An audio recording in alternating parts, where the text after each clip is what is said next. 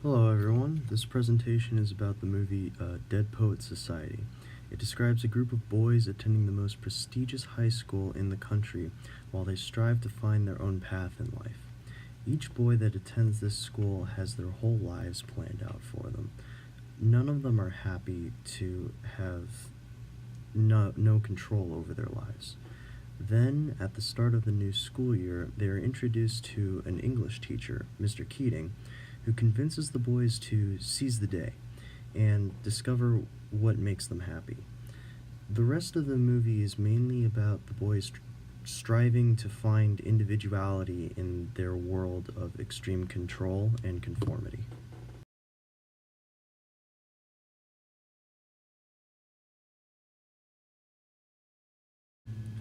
The importance of this movie and how it relates to the wider world is a fairly simple idea. The children in this movie seem to be suffering from depression due to the lack of control that they have in their lives and the lack of understanding that their parents seem to show them. There are many children in the world around us that suffer from depression as well. This movie can help friends and family to recognize depression in their own children and determine what it might be coming from and see if they might be able to help it.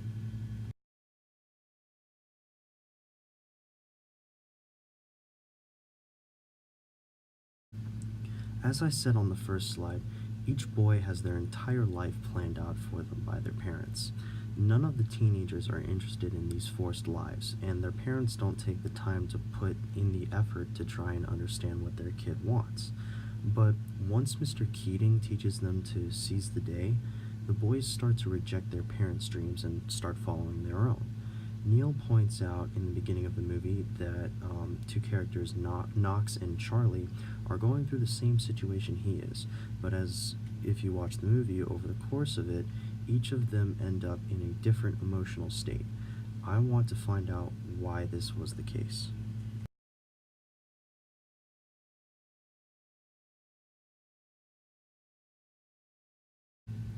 Neil and Todd, the two boys who appear in the majority of the film, seem depressed throughout its entirety.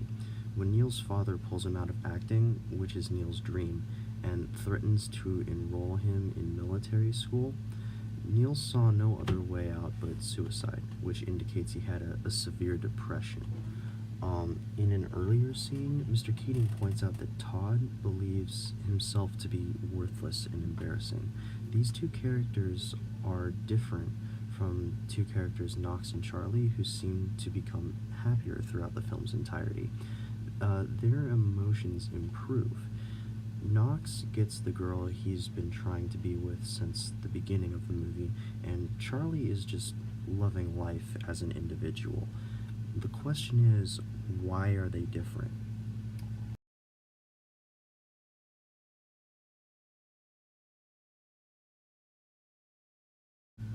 Morin makes a point that a balance between individuality and conformity is important to cross the bridge from boyhood to manhood.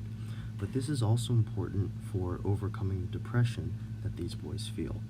In the first quote, Morin makes her point by explaining that when Todd read his first poem in front of the class, he starts to feel some individuality to balance with the conformity he lived all his life.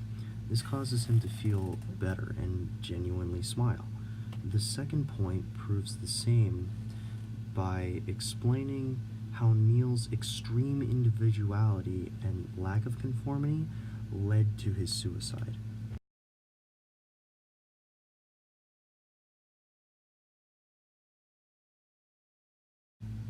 Peril's paper is based on the movie Full Metal Jacket, but it still makes points that apply to this movie and how a balance between individuality and conformity is good for mental health.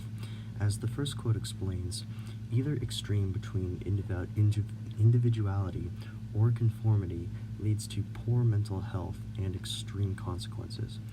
The second quote describes that you don't need to abandon conformity to acquire individuality, and vice versa.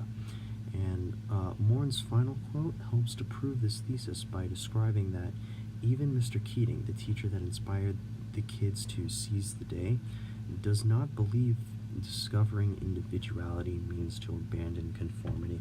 All these quotes come together to help prove that a balance between individuality and conformity is needed to have good mental health.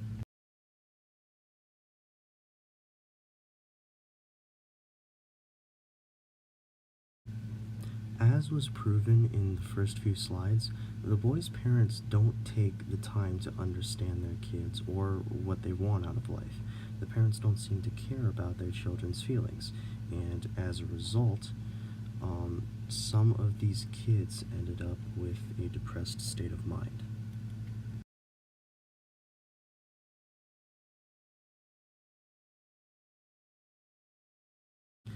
Now, why do some kids suffer from this depression while others seem fine or even good?